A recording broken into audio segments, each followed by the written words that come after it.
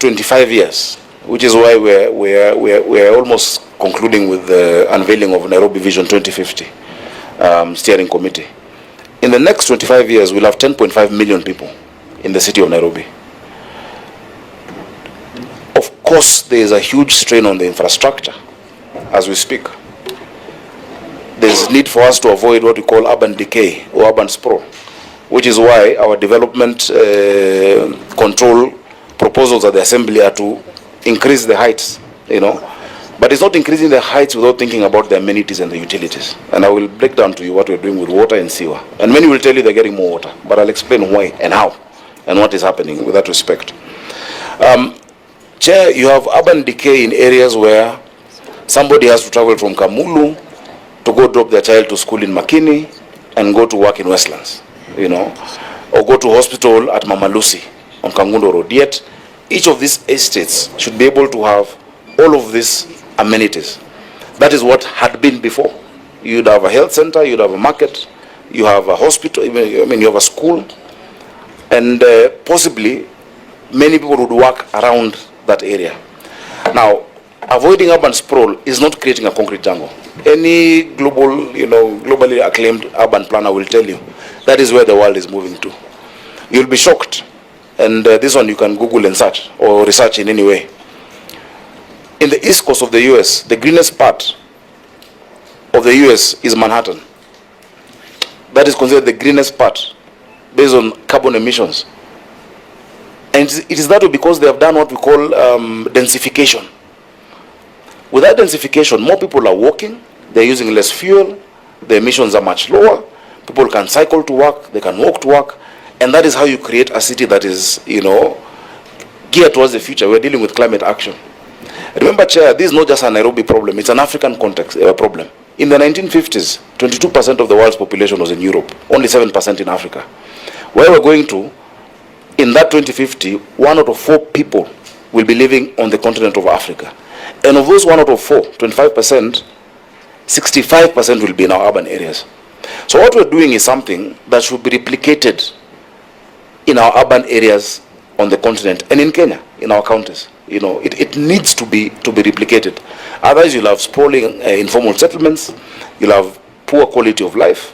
And so when we're doing these estates, we're putting into mind the need for urban areas, green urban spaces, recreation facilities, water, sewer provision, the issues of traffic. Now, when it comes to, and of course on infrastructure, this is the reason why, and you've mentioned the flooding and the roads etc., why we're still putting up a very big fight as the governors on the issue of the road maintenance fuel levy. And I want to thank the Senate. The Senate has been resolute on this. And a lot of our leaders, especially the Right Honorable Prime Minister, has spoken about it time and time again, that it cannot be that every Kenyan pays for fuel levy when they buy fuel. They pay for it. Inadvertently, everyone pays for it. And then there are 2 categories of roads, national and county, but you want this money only on the national roads. You come to a city like Nairobi, you find like the major arteries that everyone is talking about and has a problem, Jogoo Road, for instance, Agwins Kodhek, go to Juja Road, are not managed by the county. The funds are not there with the county, but when people hit those bumps, the name that is easiest to pronounce is Sakaja. Let us have the responsibility with the resources. The members of parliament cannot want to control infrastructure and plan citywide or countywide, yet the area of focus is so narrow. And I gave an example. I don't want to give a specific member, but if you have a member of parliament who has a huge informal settlement and also a middle class settlement, for instance, Upper Hill and Kibra, or Hurlingham and Kawangware, or Westlands and Kangemi, when they get money through Kera, and I don't know why Kenya rural roads is in Nairobi, but anyway, they are. When they get money, they will not put it in Westlands Supermarket or Jogoo Road, which traverses more than 4 constituencies, or Hurlingham, or even areas like Jericho. They will put it where the votes are. But a county government is able to think holistically at the connectivity between these areas. So, Chair, on infrastructure, I think we need more support, and counties should also be allowed to resource it. Remember, RMLF, a component of it, I think 25%, is being securitized. But it's being securitized by the national government. Why is it that the national government can go borrow, securitize, and do all that for their projects, but not for county projects? For you to build a city of the future, the amount of money you need is way more than what we collect, and way more than what we get from equitable share. Even if we push to 450, Nairobi will just move from 20 to 23 or 24. So, Chair, on that one, I just want to thank. Point of order, Chair.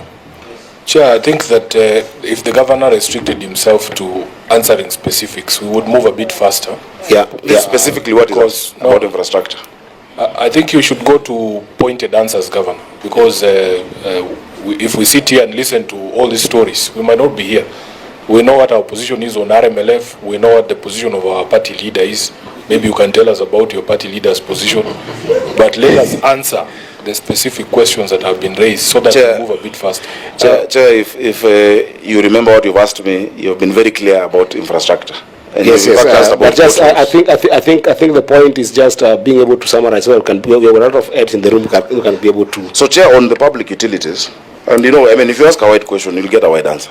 I can't summarize when you've asked generally about metropolitan planning. Public utilities, the example I can give is with all of these estates, we know that the population is going to go up, definitely.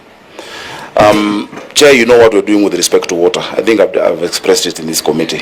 We've had a huge shortage of water in Nairobi. We've been able to increase 140 million liters per day. For Woodley, there's a new line that will affect Hurlingham, Kilimani, Kileleshwa, coming down from Kabete through to Oleodume, to actually the junction of Kungu Karumba, the new road that connects Ngong Road and Langata Road.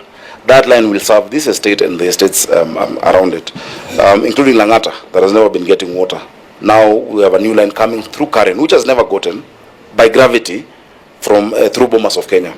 And so, while you have done that, the point that I really want you to understand is that the Nairobi is water scarce.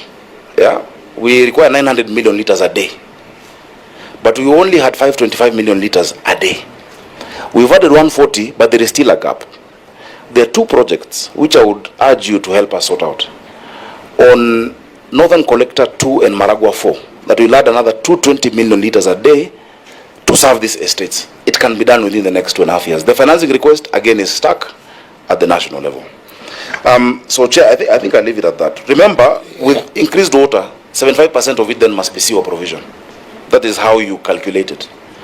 At least with the Nairobi River Regeneration Program, we're doing a 1.8 by 2 meter trunk sewer, 54 kilometers. That will serve population for the next 40 years, but along that corridor. A lot of estates had been, putting direct connections of sewer into the river. But now when you have a trunk sewer on both sides of that one river, remember we start with Nairobi River, phase 2 is Ngong River, which is the most polluted river on the continent, and then Mathare River. With those three, if they also have that component of trunk sewer, and remember these are contracts that are coming with the financing, we should be able to be pretty good when it comes to sewer. Very well.